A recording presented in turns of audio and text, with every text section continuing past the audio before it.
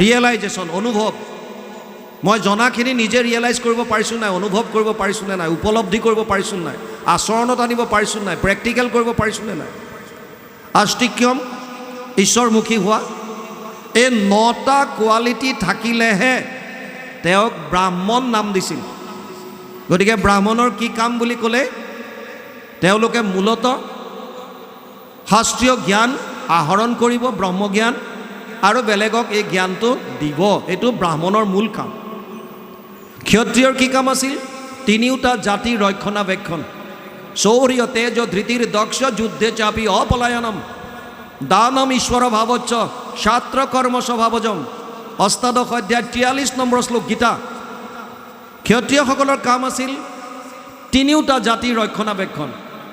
বৰ্তমান সময়ত যদি ক্ষত্ৰিয় কোন বুলি আপোনাক প্ৰশ্ন কৰে, আপুনি ডাইৰেক্ট ক'ব পাৰিব যে ডিফেন্স পাৰ্চনেল, পাৰামিলিটাৰী ফ'ৰ্চেছ, পুলিচ, প্ৰশাসন, যাৰ কাৰণে আমি সুৰক্ষিত হৈ আছোঁ, ৰাতি আৰামত শুব পাৰিছোঁ। এইসকল ক্ষত্ৰিয় ৰক্ষণাবেক্ষণ দি আছে আমাক। বৈশ্য কাক কৈছিল? কৃষি গোৰক্ষ বাণিজ্যম বৈশ্যকৰ্ম স্বভাৱজম। অষ্টাদশ অধ্যায় 44 নম্বৰ শ্লোক গীতা।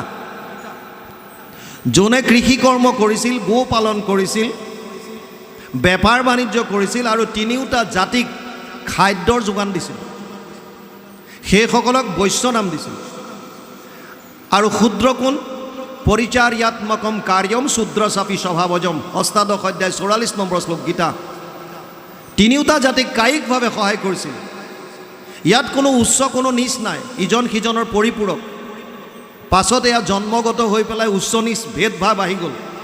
সেইকাৰণে মহাপুৰুষ মাধৱদেৱে ক'লে যে নহো জানা আমি 4 জাতি, আমি সেই 4টা জাতিতে নপৰোঁ।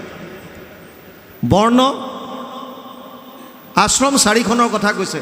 আশ্ৰম প্ৰথম 25 বছৰলৈকে ব্ৰহ্মচৰ্য,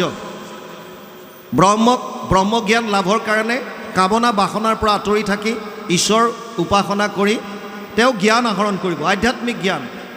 মই কোন, ক'ৰ পৰা আহিলোঁ, কি কৰা উচিত, ক'লে যাম, ভগৱান কি, ব্ৰহ্ম কি, পৰমাত্মা কি, আধ্যাত্মিক জ্ঞানখিনি লাভ কৰিব।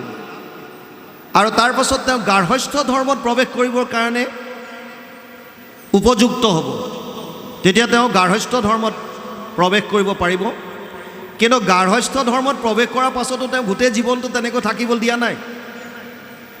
আশ্ৰমৰ ধৰ্মত আছে তেওঁ 25 বছৰ গাৰ্হস্থ্য ধৰ্ম পালন কৰিব পাৰিব, অতি 25 years। প্ৰথম 25 বছৰ শিক্ষা আহৰণ কৰিলে, জ্ঞান ল'লে, তাৰপিছত 25 বছৰ গাৰ্হস্থ্য ধৰ্মত প্ৰৱেশ কৰি সন্তান জন্ম দিলে। 50 বছৰত ভৰি দিয়াৰ লগে লগে তেওঁ ঘৰ দুৱাৰ বাদ দিব লাগিব।